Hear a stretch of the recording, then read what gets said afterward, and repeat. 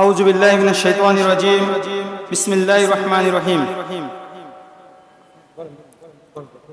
জুলাইয়ের হত্যাকাণ্ড এবং রাষ্ট্রীয় সম্পদ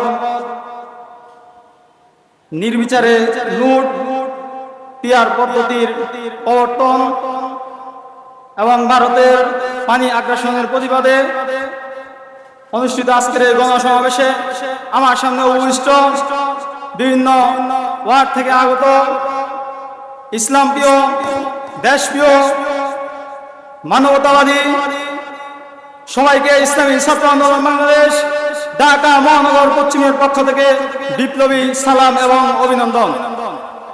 সংগ্রামী ভাইরা, আমরা অতীতের ইতিহাস সম্পর্কে আমরা সবকিছুই জানি। 1971 সালের পর থেকে এদেশ কারা শাসন করেছে সে সম্পর্কেও আমরা জানি। কারা কিভাবে এদেশ শাসন করেছিল তাও আমাদের জানা আছে।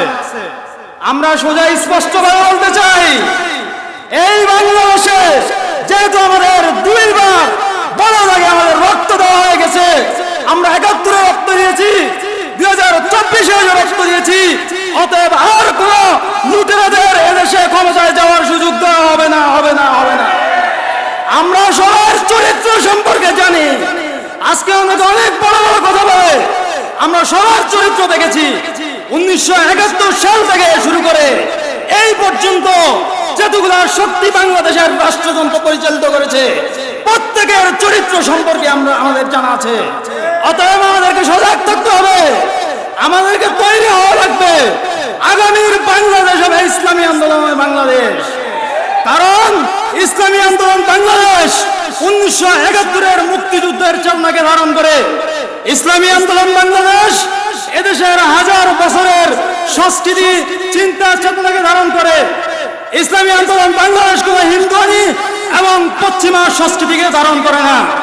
সংগ্রামী বন্ধুগণ, বাংলাদেশের গণ বিপ্লব হয়েছে, কিন্তু আমাদেরকে আরো একটি বিপ্লবের জন্য প্রস্তুতি নিতে হবে। সেটা হচ্ছে ইসলামী বিপ্লব। ইসলামী বিপ্লবের জন্য আমাদেরকে আবার মাঠে ঝাঁপিয়ে পড়তে হবে। এজন্য আপনাদের প্রতি উদাত্ত আহ্বান থাকবে, আমরা অবশ্যই সতর্ক থাকতে হবে। বিগত দিনে যারাই রাষ্ট্র পরিচালনা করেছে তারা কেউই নীতি নৈতিকতার পরিচয় দিতে সক্ষম হয়নি। অতএব আগামী নির্বাচনে ইসলামী আন্দোলন বাংলাদেশের জাতীয় প্রতীক হাত পাকা মার্কাকে বিজয়ী করার জন্য আমাদের সবার আপ্রাণ চেষ্টা থাকবে, এই আশাবাদ ব্যক্ত করে আমি আমার বক্তব্য এখানেই শেষ করছি। আসসালামু আলাইকুম ওয়া রাহমাতুল্লাহ।